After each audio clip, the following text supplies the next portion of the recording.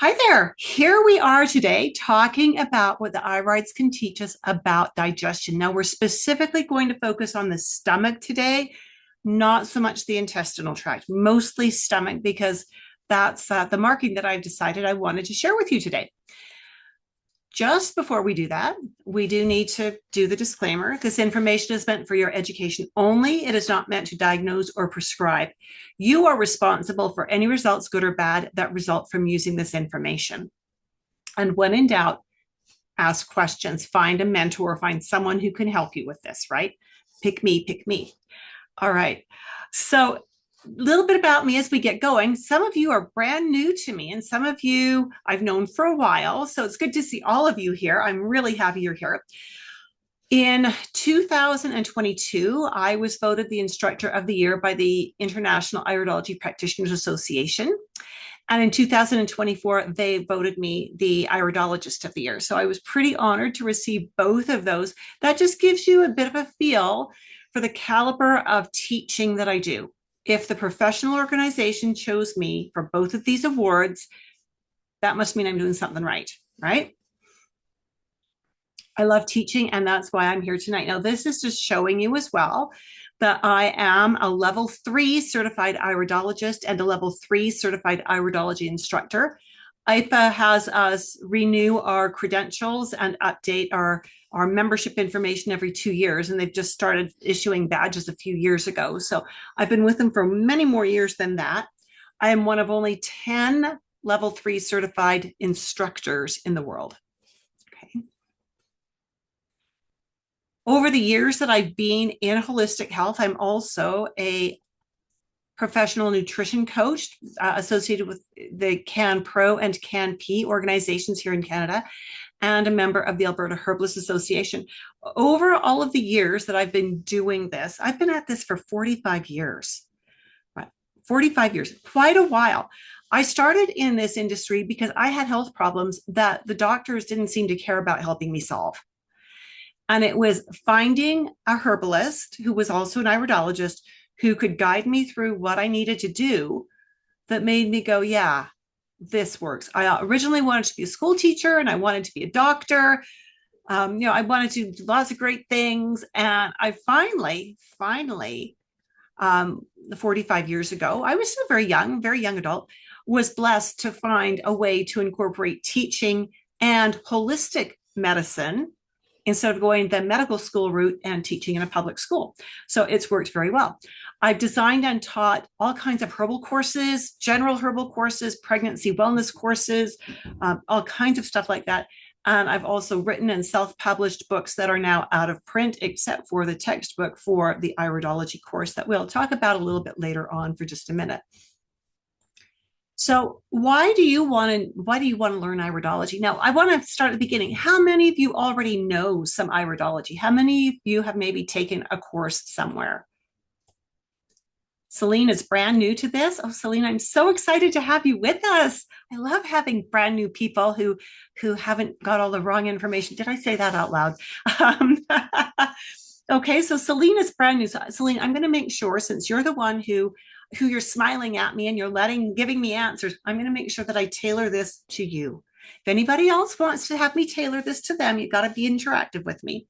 All right. So a lot of holistic professionals like to learn iridology because it helps them assess their clients more quickly. It helps them assess their clients more accurately. Now, notice I'm using the word assess. I'm not using the word diagnose, because we never name diseases. We don't see disease in the eye. We see inherited tendencies. And as we understand anatomy and physiology, and then we understand our clients' tendencies, their genetic tendencies, we can begin to understand why the client has the symptoms they've got and what is the best way to help our client resolve that. I'm sure you already know that there is more than one cause of a headache. Right? I mean, you might have just been hit in the head by a hammer. That's one cause, but you're not necessarily going to treat that the same way as you would if someone has shot a nail gun and it's in your skull. You're not going to treat that the same as a migraine. You're not going to treat that the same as a stress headache. You're not going to treat that the same as a headache that you got from eating something that was too cold too fast, right? all different causes, but one final symptom. The beauty of iridology is it helps us to understand the root of the problem. Sound good? The root is where we want to be working. Iridology helps us build better and faster rapport because when we incorporate iridology into our sessions with our clients, we are asking questions that are relevant to them. We're not asking a general shotgun pattern of questions. And if you currently work with clients and you use an intake questionnaire where they fill out 2 or 3 or 4 or 6, or I had one person say she gives her clients 20 pages to fill out before she works with them. If you use an intake form, you can get rid of that. You still need a signed release form at the informed consent form. You do need that. You always need that. You always need that. But all those millions of questions that are just really random, they're really general, you don't need to do that when you've got iridology. You can throw that away. You never need to waste money on printing again for that kind of a thing. And that's a good thing. It's a good thing to not have to do that. So again, as I mentioned earlier, if you want me to really get in here and dive deep and give you things that'll meet your needs, play with me. And Jana's done that. She's dropped a comment in the chat box. Jana, thank you. I'm so excited you're here too if this is your first time. So Jana, I want some clarification. Is it your first time learning anything about iridology or your first time joining me for a web class? Let me know which it is.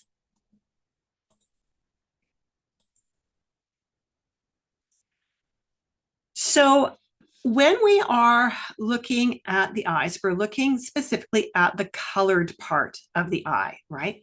We're not today going to do anything with the pupil. We're not going to do anything with the sclera. We're just going to be looking at the colored part or the iris. And very specifically, we are going to be doing that 3,000-foot overview of one, maybe 2 different markings that teach us about stomach and stomach function, right? And so this is going to be really, really helpful for you. How many of you currently work with clients? You see patients or clients? Celine does. Excellent, excellent. And so I want to ask you then, Celine, since you're so willing to play with me in the sandbox, thank you for that. Are you seeing a lot of clients who, or patients, whatever your designation is, that are talking about stomach problems? Reflux? Absolutely. Absolutely. Yeah. Then this is going to be really good for you. Really good for you. Okay. And Jana says it's her first session and first time meeting me. Well, Jana, it's good to meet you. I'm glad you're here. Okay. So looking at anatomy, you should all know this. You all should have your anatomy and physiology already under your belt. We've got the mouth and we chew our food. We've got the saliva glands, right?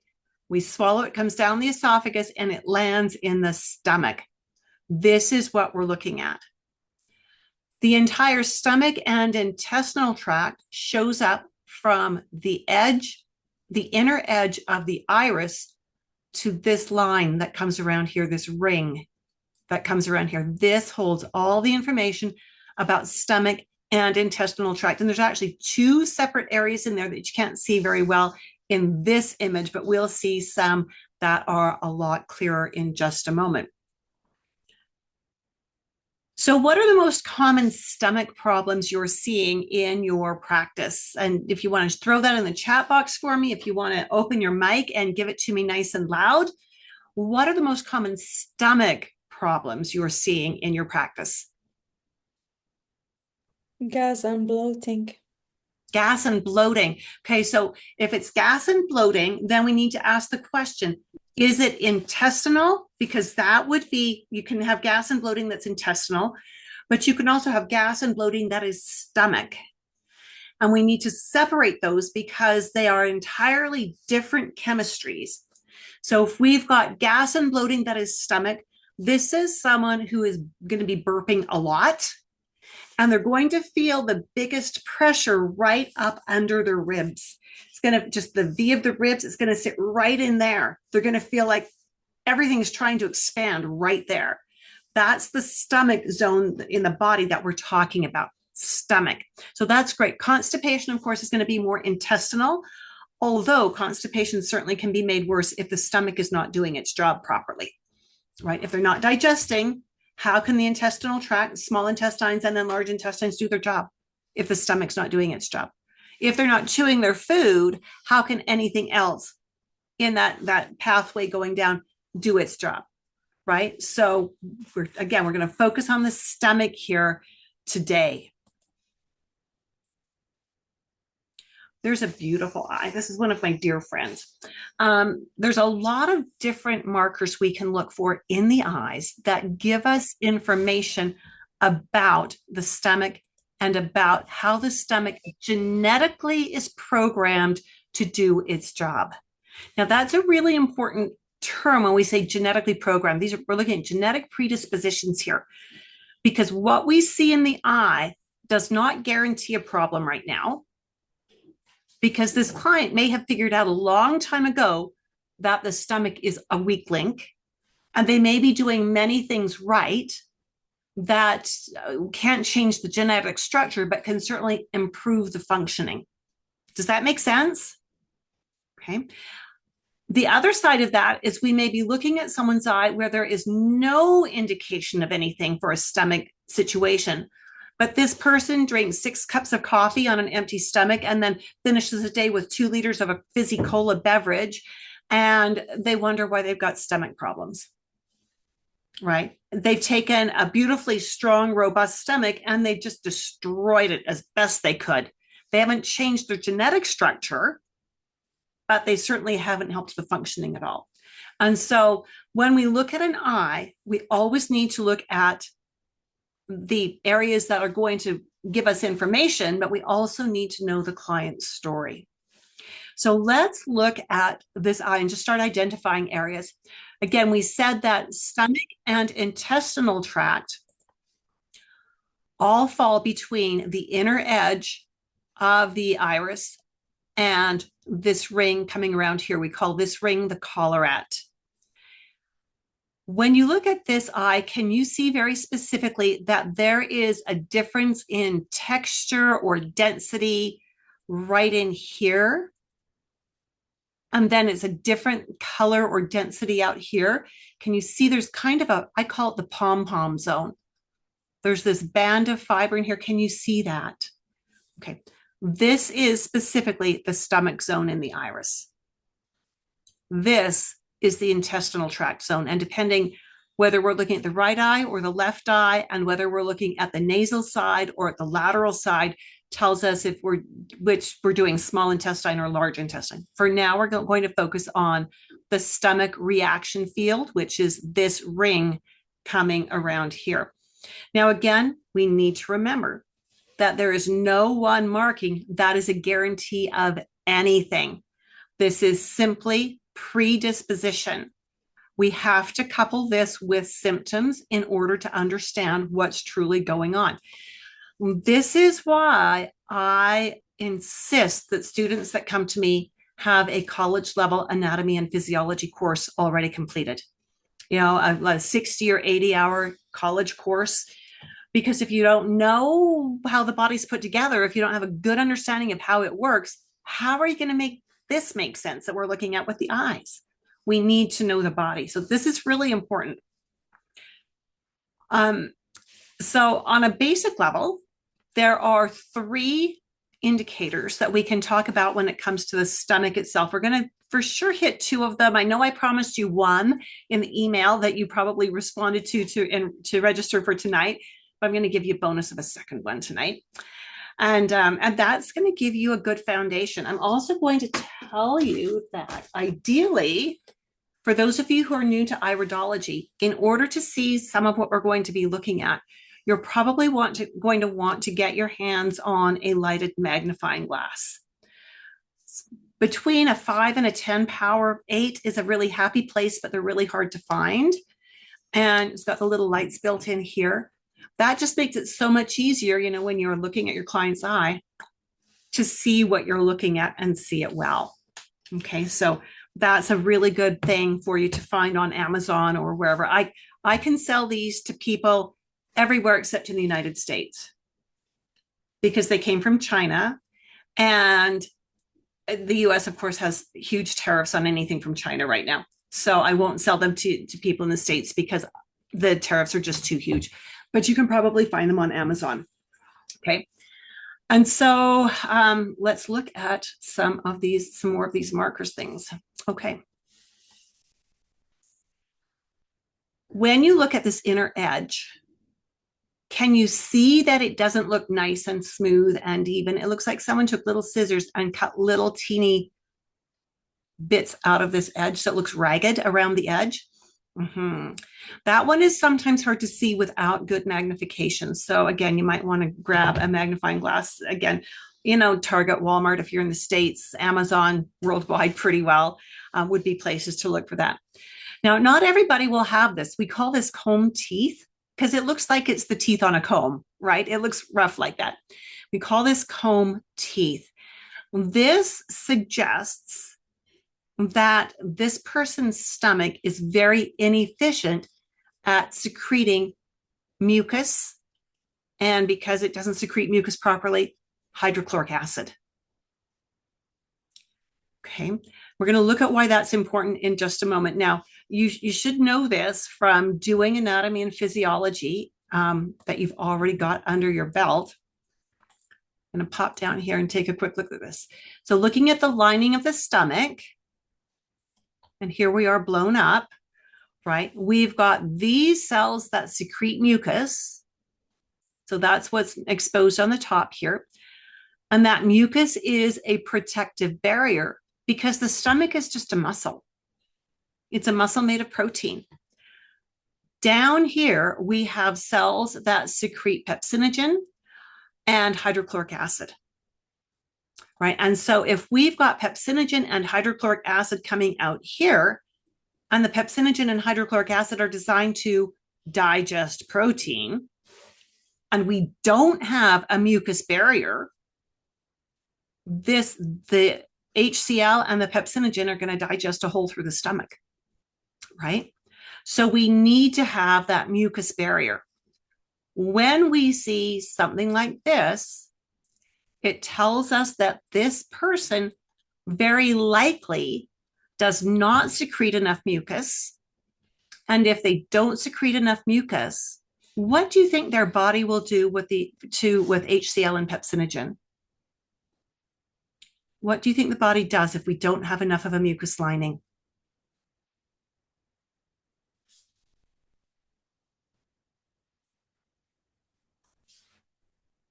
Any ideas?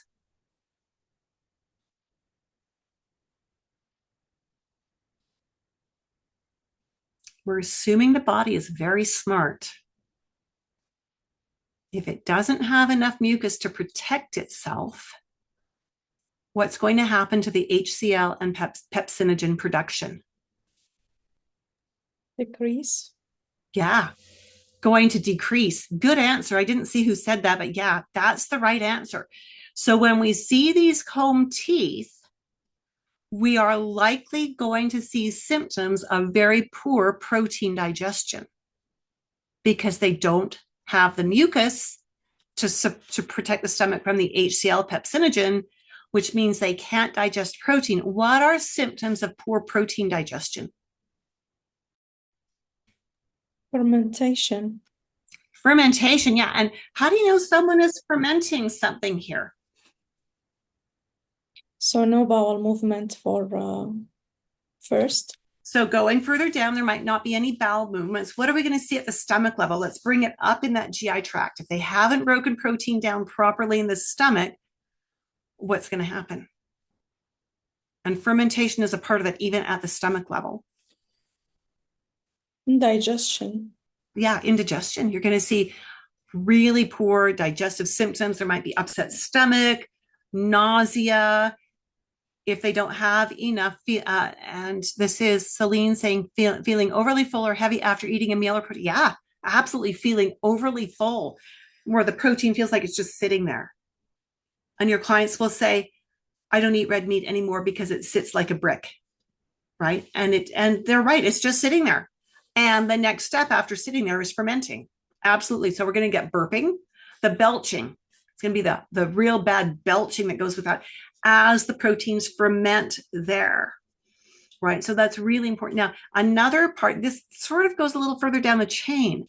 If you've got someone who's not healing wounds quickly, or in a timely fashion, if it takes them like 6 or 7 or 8 weeks to heal a simple scrape, they're not digesting their protein well, right? You need amino acids from your proteins to heal damaged tissues. So if they're not digesting their protein well, they might not be getting enough protein, but if they're also not digesting it well, they will not heal injuries easily and quickly. Does that make sense? Yeah. Okay. So,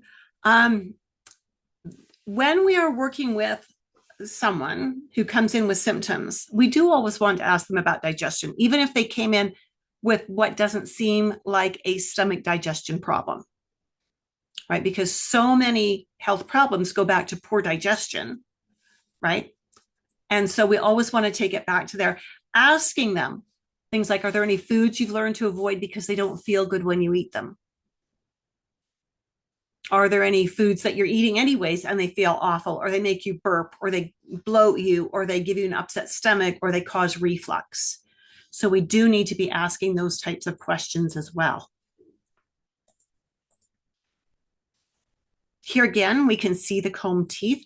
This is in a 60-year-old. Now, it's really important to remember that this is an inherited sign. Everything, well, not everything, about 90 to 95% of what we see in the iris has come down through the last 3 to 4 generations.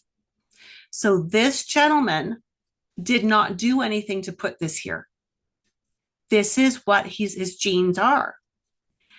But if he's got digestive issues, we understand why. So again, this is showing us that he likely cannot secrete the mucus properly or adequately. And that is going to affect his stomach level digestion. And digestive aids might be useful here. Things like, well, very first thing is get him to chew his food, right? How many people do you know that don't take time to chew their food? Yeah, I tease my clients and I say, you are not a snake. You cannot unhinge your jaw and swallow your prey whole and hope to digest it and feel good, right? You need to help it out, chew it here. And then I always teach them, this is where we digest our carbs. Your stomach is where you digest your proteins. The duodenum is where you digest your fats. But it all starts with mechanical breakdown here in the mouth. So important. So, we might, with someone who's got eye pictures like this, with the comb teeth here, we might want to use a mucilaginous herb with them, something to coat the stomach a little bit, to see if we can coax the stomach to secrete more acid on its own. Just give it a bit of a protection. And if we can get the stomach to secrete more acid, we can break down food better. We can get more of the nutrients we need to begin building that mucus lining naturally, right? All goes back to how the breakdown of the foods happens. We could also give him a hydrochloric acid or a pepsin supplement to help with the digestion. When I see a stomach like this, and I see other things in the iris that we're not going to go into, I always know at some point in time, I'm probably going to see arthritis in this client, right? Because arthritis goes right back to digestion as well. Now, we talked about seeing this ring in the eye, and we've got comb teeth here as well. The truth is that if we can see the edge of this ring, that instantly tells us this stomach is insufficient in probably every way possible. We should not be able to clearly see this edge. When we see this edge, it tells us that there's literally a layer of fiber missing, and what we're looking at here is the constrictor muscle of the iris, right? And there's that layer missing, so we can actually see the edge of that constrictor muscle right in there. And so when we see that edge, when we see this pom-pom zone, as I love to call it, it tells us that that stomach is inherently overall just a little bit weak. Now, would I ever tell my client, golly, you've got a weak stomach? No, I wouldn't say it like that. But I would certainly, if I saw, when I see this, I'm going to ask, does anyone in your family have stomach issues?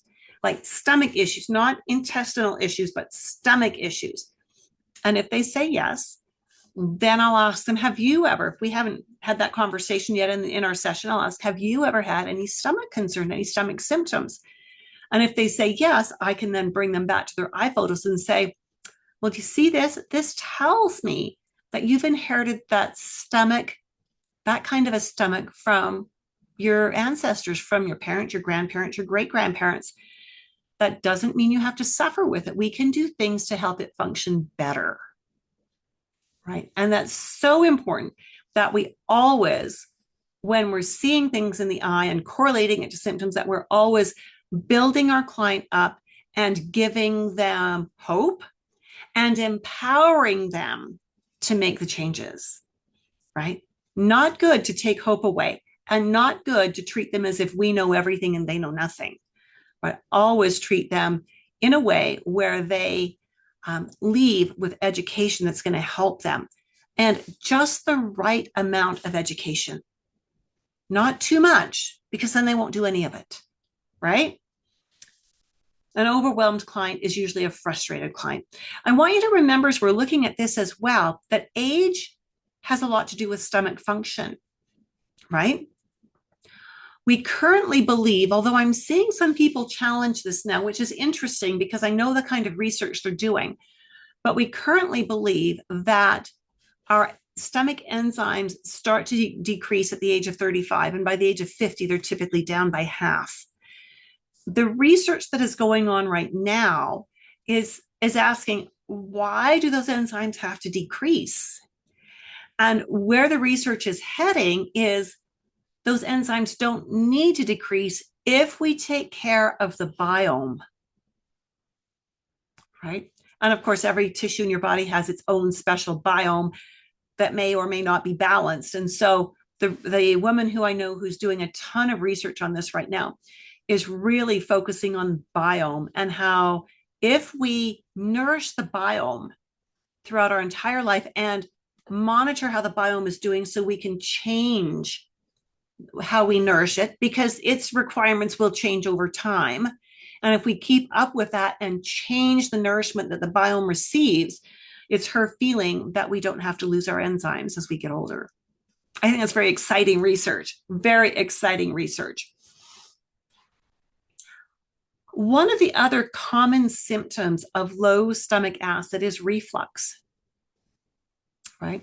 We've got the esophagus, comes down to the stomach, and at that connection where the esophagus joins the stomach, there's a very weak sphincter called the lower esophageal sphincter. There will be a spelling test later, so make sure you get that one. Lower esophageal sphincter. Now, that sphincter closes best when the stomach acid is optimal, because the body knows we don't want acid washing up the esophagus. Now, the trick is anything that is not a neutral pH runs the risk of burning the esophagus. And so if we've got even a little bit of stomach acid, not a super acidic stomach, but a little bit of stomach acid, and that sphincter doesn't close properly because there's not enough acid to make it close, and we get some of that weak acid coming up the esophagus, it's going to feel like heartburn. Okay. Now, you may have seen in one of my posts or in one of the emails you received, I told the story of a young man. He was, I think, in his late 20s, early 30s, came to me with raging heartburn. And I had known, he used to be a babysitter for us. So that tells you how many years we've known him, right? So he's coming back to me saying, Mrs. Cobb, do you still do that herbal stuff? I said, I sure do. And I said, by the way, you're an adult, you're married, you've got children. You can call me by my first name. You can call me Judith now. And so he was so sweet. And he said, well, I've got a stomach problem. Can I come and see you? And I said, absolutely. So he came to see me, and he's going through the economy sized jar of Tums every week, right? He'd been to the doctor. The doctor's answer to this was, let's put you on a proton pump inhibitor. I'm going, no, that is the wrong answer. Sorry, just no. And so as we were talking, I found out that this fellow, actually, this was great because he was a plumber and we were doing some renovations, so we could hire him for a plumbing job too, which is nice to have a tradesman in your home. And so, but he was a plumber and doing mostly new construction, which meant that his breakfast was a 2 liter of cola. His lunch was whatever he could get at the local 7-Eleven, Max, A1, whatever your little gas station type gross sort of fast food store is, with another, a big thing of cola. And then he'd go home and his wife would have made him a really nice supper. And I looked at him, I said, "Did your doctor say absolutely nothing about nutrition?" He said, "No, my doctor said nothing about nutrition." Well, was I surprised? Not even a tiny bit, not even a tiny bit. I said, "I can't tell you I can cure you, but you can cure yourself. And here's what you need to do. You need to cut out all the cola. And if you're drinking coffee, that has to go too." And he kind of looked at me. I said, "I'm serious. Breakfast needs to be real food, like eggs and toast, avocado on toast, something protein and a little bit of carb to get you going because you're working physically. Lunch needs to be real food that you have to chew." And we talked about some menuing ideas of things he could pack at home and take with him. Talk about saving money, right? And so he said, "Okay." And I sent him with a bottle of a natural antacid. It's licorice root and slippery elm. So really gentle. It's more of something to coat the stomach. There's a little bit of calcium carbonate in there for the acid as well. I said, "Use this if you need to, but I don't think you're going to need it." And 3 days later, he sent me an email and he said, "The heartburn is gone. I have not touched the cola beverages. I've not touched coffee since I left your office. Day 1, it was about 50% improved. Day 2, it was 75%. And today it's gone." He did have a stomach ring in his eyes. And so I knew there was that predisposition. When you take the predisposition and you do all the things that you need to make that predisposition show up, you're going to have a problem. And that's exactly what he was doing. By taking away all those bad things he was doing for his stomach, we were allowing the stronger side of his predispositions to come out and to be seen, right? So important, so important. This is a little bit blurry. It's a whole lot blurry. Interesting that even though it's blurry, like I would never use an image this blurry in a professional reading in my office. I would reshoot this photo to do the assessment because we need the clarity. But you can still see here that we have a stomach ring. And you can still see we have comb teeth. So even though this is blurry, if this was the only photo you had to work with for this woman who is in her mid-50s, you could still have a good conversation about stomach.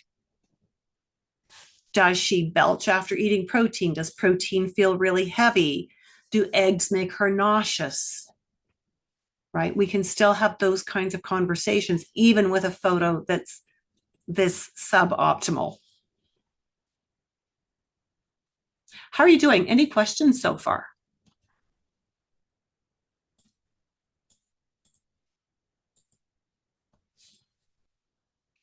So you look at an eye like this and you think, okay, well, we've got a little tiny bit of comb teeth in here. Can you see they're just a little bit grayer than the rest of the stomach area? Veronica says it's very interesting. Yeah, isn't it though, Veronica? It's so interesting. So we know we've got the comb teeth, but do we have a stomach ring? The collarette is pressed in so close that we can't see the edge of that stomach zone at all. When we look at the rest of the eye, the base color of the eye is actually what we see here. The lighter on my computer screen, it's a blue-white color or white-blue color. And so that's the base color of the eye. That tells me this is going to be a stomach ring because it's a very different color. If I can't see the edge, I can go with color.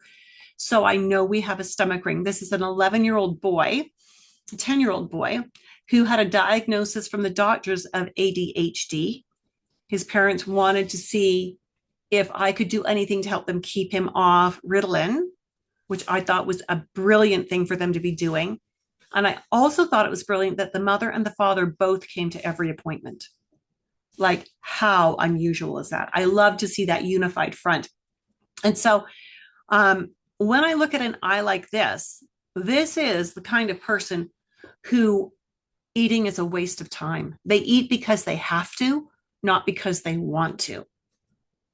There's a million other things they want to be doing. Eating is not one of them. And so these people eat on the run. These are the people who, two chomps and a swallow, they swallow their food whole. And there's a lot of other markers in this eye when we're talking about ADHD as well. But still, his digestion needed support and his diet needed correcting, right? With an 11-year-old or 10-year-old, he wasn't great at swallowing pills. So we had to find some herbal things that were liquids that we could use with him. And he was really good with those. We also needed to talk with him about focusing on chewing his food. We had to gamify it for him. We had to have him do contests with himself to see how many times can you chew that mouthful of food. Yeah, and even when you feel like swallowing, can you figure out a way to keep chewing instead of swallowing right away? Because most of us, our swallow reflex kicks in too soon before we've chewed well enough. So we really worked with him on slowing down, on chewing his food, on making a game out of chewing his food, supporting his digestion with some liquid herbs, some extracts. And then we did a lot of things with ADHD. We kept him off Ritalin for about 3 years. And then when he went to middle school, his parents decided that, yeah, he was doing really well in elementary school. That when he got to the upper part of middle school, I think it was about grade 8, they decided that, yeah, maybe we should just use the drugs. It would be easier. I just go, no, you've done so well. Why would you blow it? Of course, I didn't say that to them, but my heart just shattered when they opted to take the drug route. So this is a little 4-year-old girl. She's been a client of mine since before she was conceived, and she is now, I think she's about 10 or 11 now. Just saw her last year. You can see she's also got comb teeth, right? And I want you to look carefully and see that in this area that we've been calling the stomach zone, can you see that it's kind of a dirty gray color? When you compare it to the rest of the eye, it just looks a little bit dirty. That is another indication that the stomach she inherited is probably not robust. I want to put this in perspective. Again, 3 to 4 generations, right? This little girl was an IVF baby. I worked with her mom for quite a while to try to help get her hormones balanced to where she could conceive. And after about a year, the mom and the dad decided they were going to do fertility clinic, which they did, dovetailing it with the herbs, and they conceived this beautiful little girl. The mom is Hungarian, first generation immigrant. The dad is Polish, first generation immigrant. And so when we think about the emotional side of stomach and the common phrases we use, like, I can't stomach that. That just makes me sick to my stomach. Those common phrases. I want you to think back into Hungary and Poland for her great-grandparents and her great-great-grandparents. Think about World War I, World War II. The things that her ancestors saw, and that it probably just ate them up inside to live through and see so much of what they saw. And so much of that then gets imprinted on the genes and gets passed down to future generations. Fortunately, this little girl is in a loving home, a very loving home. Interesting, because she is IVF and an only child, she is not spoiled stink rotten. She's really delightful. Mom and dad have done a beautiful job on raising a well-mannered girl who can have a comfortable conversation with adults and who is very respectful of the adults around her, but also knows how to ask for what she wants and ask in appropriate ways, right? They've done a beautiful job. So I have no doubt that with the work that we did with the mother before this little girl was conceived, and with the work we do with this little girl, that this little girl will begin to be passing on slightly stronger genetics for the stomach to her children, right? Because we know it takes 3 to 4 generations to reverse any issues. Is this all making sense? Yeah. So good. So good. This is one of my clients. Now, I got to tell you, do I have favorite clients? I do. Just about every one of my clients is a favorite client. I love my clients. I absolutely adore working with them. I've only had one client in my 45 years that I actually did not want to work with, and I told him to not come back, right? Other than that, I adore my clients. And this is a client who has been with me for over 40 years. She started coming to me when she was in her early 20s. She's now in her late 60s. Way back then, and my clients have this habit of they come in for several appointments, like monthly appointments for 3 or 4 or 5 appointments. They get feeling really good, and then they disappear because they're feeling good. They think they don't need me anymore. And they're good for a while, and that's great. I'm glad they're feeling good. I really am so glad they're feeling good. But it'll be 4 or 5 years later, they'll come back because things have slipped. They're getting older, something's not working right, and they need a tune-up again. They need some coaching. They need some nagging. They need someone to beat them up a little bit and tell them to smarten up, get back on the program, right? So we've been through that ebb and flow many times with this client. And she is with this most recent cycle. She's been away for a while. Her weight has really expanded. She's 5 feet, about 5'4". And in the past about 10 to 15 years, she's gone from 165 pounds to 265 pounds, right? She's really put on the weight with perimenopause and menopause. She's been diagnosed as having type 2 diabetes. Are we surprised at all? Mm-mm. She's been diagnosed as, what else does she have? Esophageal reflux. And she said it always feels like she's got mucus in her throat. And nothing she does moves it. That tells me she's not digesting well, and that sphincter is not closing. So we're getting things backwashing up from the stomach into the lower esophagus. There's the reflux. And what's the esophagus going to do to protect itself from that acid? It's going to create more mucus, right? And so we've got that to be concerned about. When we look at her stomach zone, you can see lots of it is not the base color of her eyes. Her eyes really are, they've got this sort of a gunmetal blue gray in them. That's her base color. But the stomach zone is not that blue gray color. So we know that the stomach inherently is not the strongest. And we've always worked on digestive with her right from the very first appointment that I saw her all those decades ago. Her doctor suggested that she go on to a proton pump inhibitor. Where have we heard that before? What are some of the side effects of a proton pump inhibitor? Anybody know? Affect bones, arthritis, or Yes. Yes. Oh, you are so right on. It ultimately weakens the bone density. She's in her late 60s. She is postmenopausal. Does she want to weaken her bones? I don't think so. So we had a little chat about that. And of course, the doctor didn't say that PPIs weaken the bones. I showed her, I keep a drug reference book. I need to get a new one. This is a few years old. I keep one of these on my desk, and I will look up the drug and I'll look up the side effects, and I won't say a word. I'll just hand them the side effects and I'll say, here's the side effects.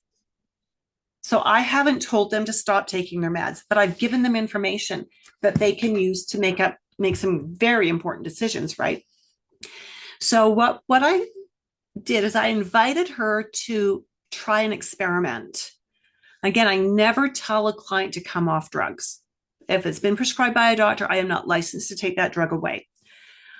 But what I did say is I said, how would you feel about doing an experiment? And she said, well, tell me what it is. And I said, how would you feel about putting the proton pump inhibitor aside, because she had started it, for just a couple of weeks, and let's put in something that's going to build your acid level to help you digest your food better. I said, you know the one we've used before. I've got a really good brand of HCl. I said, I want to use that one with you again. And she said, absolutely. Yep. I said, okay, so you've decided for yourself that you want to put the medication on hold. She said, yeah, just give me that HCl, will you? Great. So now I could do that where I didn't diagnose, I didn't prescribe. I asked her to think about something and she made up her mind, right? So we gave her the protein digestive aid and she took it for about 2 weeks and she started to feel better. The reflux decreased, the mucus in her throat decreased, everything just started coming around. We're continuing to work with that and with some other things because she's not healthy, right? Things have really backslid in the last decade or so for her. So we're working on other things, but stomach had to be the root of what we worked on. All right. So there is so much more to learn about digestion and things that you see in the eyes that teach you about digestion and how it affects other things, how the nervous system affects digestion, how that shows up in the eyes. There's so much in there, so very, very much, so very much. We don't have time to do it all tonight, that's for sure. I love what Dr. Bernard Jensen said. After your meal, sit a while, then walk a mile. Now, we've come a long way since Dr. Jensen. A lot of what he taught has since been disproved. There's been more research and we've advanced iridology from where Dr. Jensen was, but we are ever so grateful for the foundation he laid for us here in North America to get us to keep iridology alive when it could have just faded out, and for us to build on that. So here's the thing that we need to be paying attention to then is, how do you learn more? How do you learn more about iridology? Well, the course that I teach is called Dynamic Iridology Assessment System for Health Professionals. It's a live online class, so it's taught by live webinar just like this. And it is for people who have completed a college level anatomy and physiology course. If you haven't done that yet, talk to me and I'll connect you with a course that you can do as a home study course. And this is to help all these holistic health professionals who've got that A&P under their belt already, again, streamline their clinical work, assess their clients more quickly, more accurately, create protocols more quickly, create simple protocols that are targeting the right parts that need to be worked on, right? And this is all to help those health professionals stop working unpaid overtime. Too many of them gather the data, go off and spend their own time doing more research and put together a program and then bring that back to another appointment. So they spend a couple of hours of their own time that they're not getting paid for, right? But I teach my students how to not do that, how to get it done in your client time, how to create simple, succinct programs that your clients can actually stick with. And if they stick with it, they'll get results, right? And we want our clients to get results because the better results we get for our clients, the more compliant our clients will be, the more excited they will be to follow through with what we've coached them on. And that's going to lead to long-term retention. Like you saw, I mean, I've got a handful of clients that have been with me for more than 40 years. Very, very fun. It's so fun having clients that you've been with for that long. So here's what is involved in the course, just a quick overview. It's 20 weekly sessions that are 2 hours to 2.25 hours long. They're interactive, and I usually encourage my students in these classes to have their cameras on and their mics open so we can talk back and forth. Each class session is recorded and uploaded to your student portal. So if you want to review, it's there for you. If you had to miss a class because, let's face it, life gets in the way sometimes, right? You can go back and catch up on that class. It's there for you. The group mentoring, we do group mentoring twice a month, again, via a webinar just like this, where students bring questions, they bring cases they're working on, they bring business questions. How do I market iridology? How do I deal with a client who is behaving like this? And we talk about anything that we didn't cover in the curriculum. Right? It's really the support here. You also get the textbook, which is 200. I actually just upgraded it, which meant taking out a lot of blank pages. So it's about 200 pages, digital downloadable. You can feel free to put that on a flash drive and take it and get it printed somewhere if you'd like. And I've kept it digital for the exact reason that sometimes the International Iridology Practitioners Association updates the curriculum. And when they update the curriculum and either add information or take information out, keeping the textbook digital means I can update the textbook easily. And I can then make that version of the textbook available to all of my students, past, present, and future. Right. So my students always have the most up-to-date book. 45 pages of cheat sheets. We call them cheat sheets. They're study notes. They're quick reference guide. Maybe you're with a client and you're doing an iris analysis and you remember what the marking is called that you're looking at, but you don't remember what it means. That's where the cheat sheets come in handy to remind you, what does it mean? What are some of the questions you might want to ask? What are the symptoms you might see with this type of a marking? What are some recommendations you could consider making? All just in charts and tables. I limit each class to no more than 10 students. I want to make sure that each of my students gets the individual attention they need, right? And we have a lot of dialogue in class. If we've got too many people there, the classes are either going to get too long or someone who's got a question or a comment is not going to be seen or heard.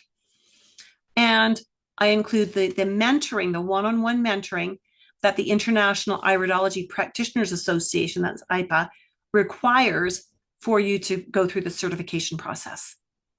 A lot of teachers charge extra for that. This is what one of my graduates said. She was a registered nurse and she had left nursing and she had a little intro to iridology in her CNHP course. But as she says, it was a 3-hour lesson and it just left her confused. And so she says, due to this dynamic iridology program has been an incredible experience and we are just halfway through the program. Her teaching materials are so thorough and easy to follow. The charts are invaluable and so insightful. I left Western medicine a while ago in favor of natural health. Western medicine wasn't able to help me with my health. How many of us have that story? But iridology has helped me to identify many of my health challenges and act to support my body toward better health. Judith is truly amazing and is my most favorite instructor out of all my many years of higher education. What I love about this is that she was only 10 modules in, halfway through, and she was already figuring herself out and already starting to work with her family. That's absolutely brilliant, absolutely brilliant. And I'm off by one here, there we go. So again, if you've already completed anatomy and physiology at the college level, you can grab that URL. I'm going to put that in the chat box. So this is, you've got your A and P already, and you're thinking, yes, I think I want to do more with iridology. Use the link I've posted in the chat box or grab this QR code. If you've got your cell phone handy, click that picture and set up a time to chat with me about the course. Let's see if this is the right course for you. It starts again on Wednesday, January 28th and goes for 20 weeks. Great opportunity for you to get started fresh in the new year and get the course itself done before the summer so that you can work on your certification through the summer and the fall, right? All righty. So any questions on anything we've covered today? Are we good? I do have a question, Judith. Sure, yeah, go for it. What about clients who've had cataract surgery or LASIK? Oh, interesting. Is there still an accurate reading with that? I'm going to say probably yes, and let me tell you why. It depends. LASIK surgery is a laser, and they're shaving off a part of the retina, so that's not going to affect the iris at all. So that's just fine. If they've had cataracts removed, it depends on how the surgery was done. When my husband had his cataracts done, they hyperdilated the pupil and went in through the pupil. So it didn't touch the iris at all. So perfect, left his iris perfect. I have another client who at a very young age, she would have been very early 40s, had cataracts done and both of her eyes have two big black scars in the top edge of the iris. So where the scar is, obviously I can't do anything with that, but the rest of the eye is just fine.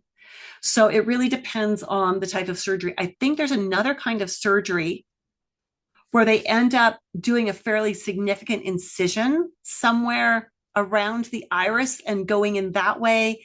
And then you see little suture scar marks on the eye. So you have to just be careful to not assess the suture marks as anything.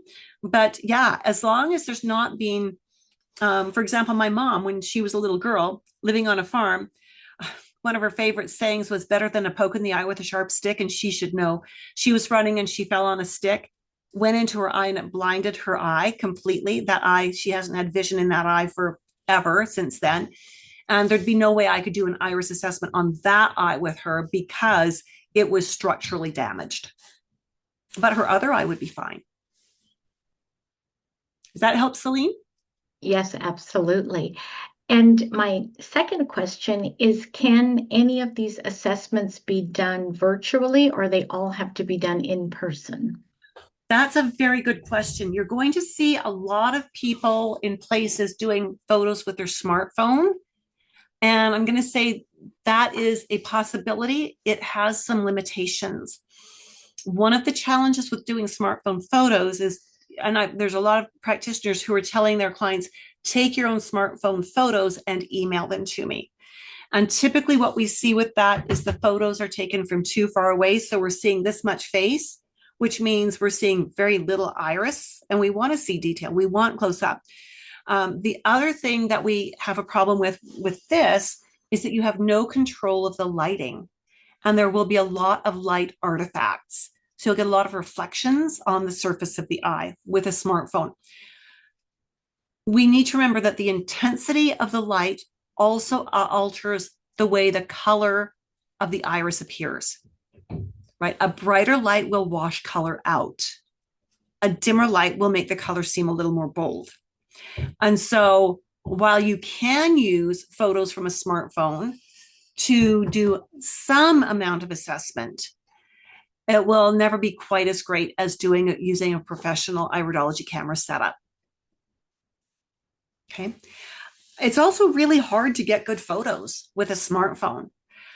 I've had some clients do it relatively successfully, and just to get the iris photos, they said it took them like 100 tries on each eye. And most people don't have that kind of patience, right? If they can't do it in the first 3, well, forget this, right?